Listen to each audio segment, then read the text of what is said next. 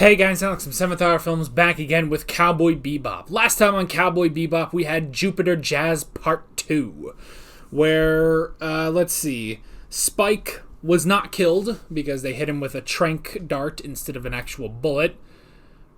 For some reason. I'm not sure why exactly. I guess Vicious didn't want him to die. I don't know.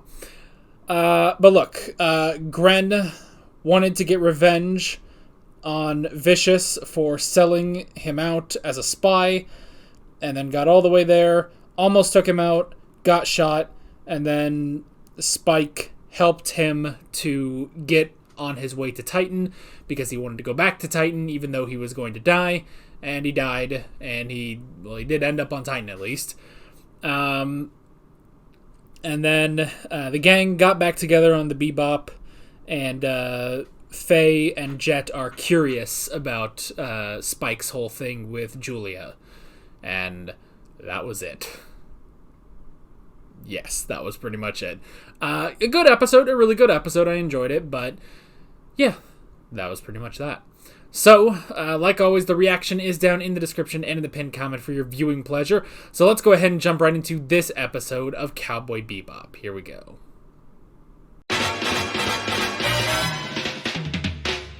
Alrighty, that was fun. That was fun. He just wanted a worthy opponent, and he found one. Although, it was kind of accidental, honestly. He set this whole plan in motion and then forgot about it, because, 50 years, that's a long friggin' time, so. Man.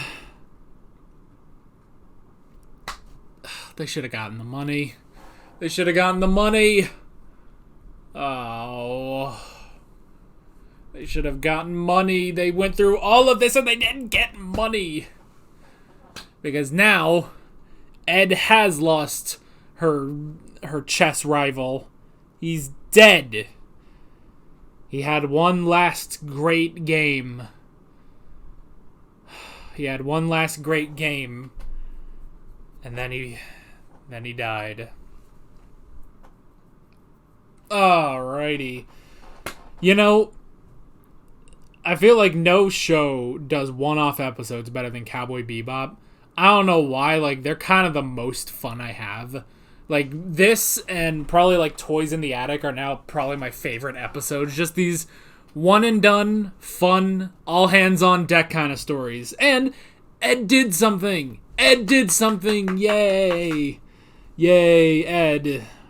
Alright, so that was really interesting. So the whole thing was, it was something that was set up 50 years in advance, and all the hackers, so I guess this was the whole thing. What the hacking proved was that they can be hacked, I guess,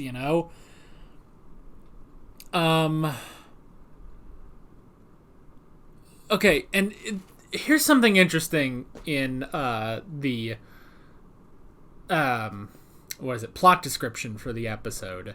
And I only vaguely noticed it, but now that I'm really thinking, I'm looking at it. All right. As Spike and his crew, by the way, Spike and his crew try to capture the mastermind behind a series of hyperspace robberies, they get closer to the truth about Earth's destruction. Is that a plot line we're supposed to be going on?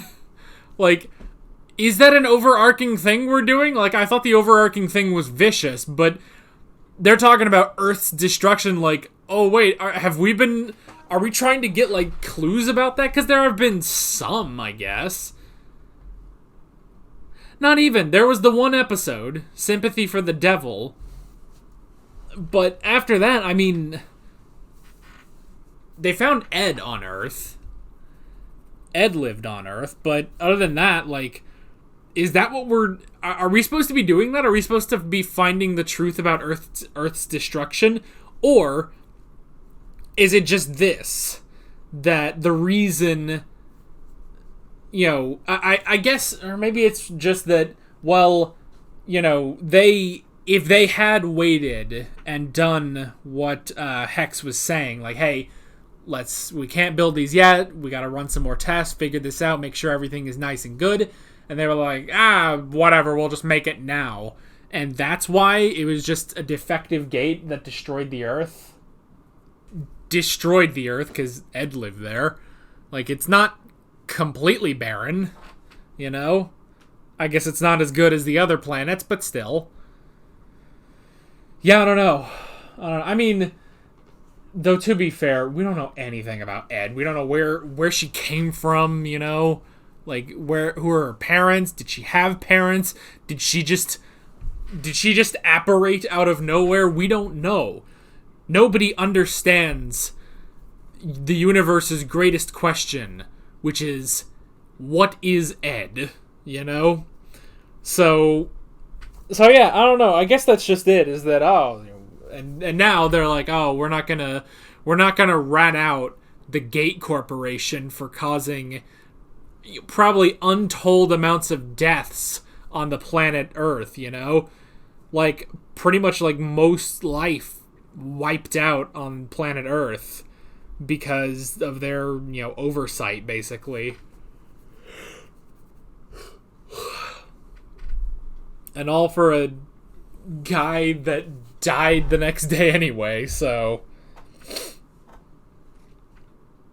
I don't know. It's kind of weird.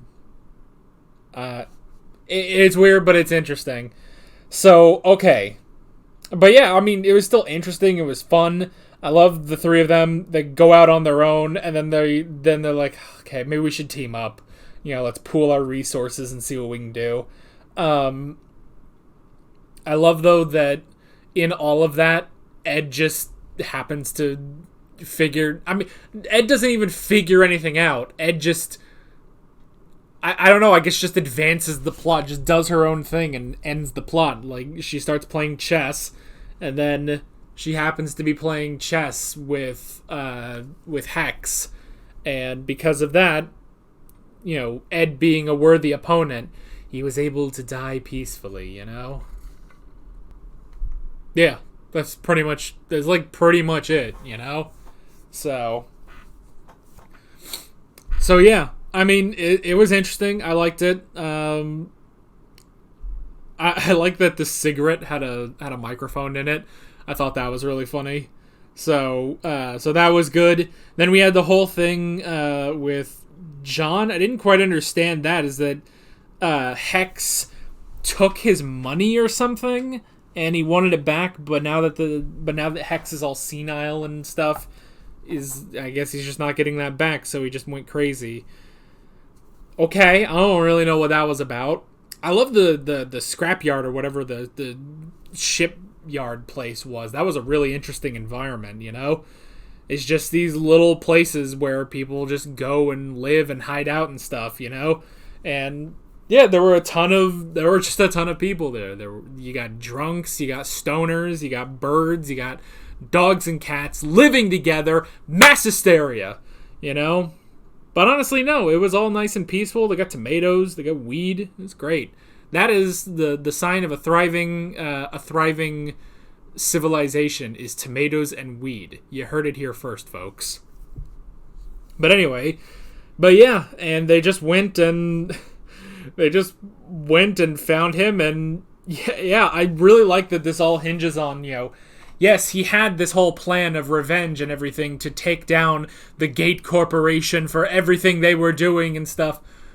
But then 50 years passed, he got old and senile and he forgot. And now all he cares about is playing chess. Like, I like that. It's almost anticlimactic, Like, this whole thing, and it's like, yep, nope, that's it. We're done. That's it. And then, yeah, the whole thing of...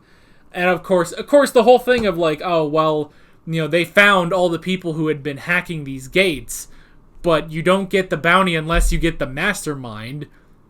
It sounds like bullshit. Like, okay, I understand not getting the full bounty or something, but they got like 20 people, and they didn't get a penny off of that, Or, I'm sorry, they didn't get one Wulong off of that. But yeah, like that kind of sucks. Which honestly, I mean, that's like every episode is like, oh, they were able to do this, but it wasn't good enough. Therefore, our protagonists don't get any money. And it's like, oh, for God's sake. But I mean, that's just the running joke, is that they will never be paid on this show. Ever.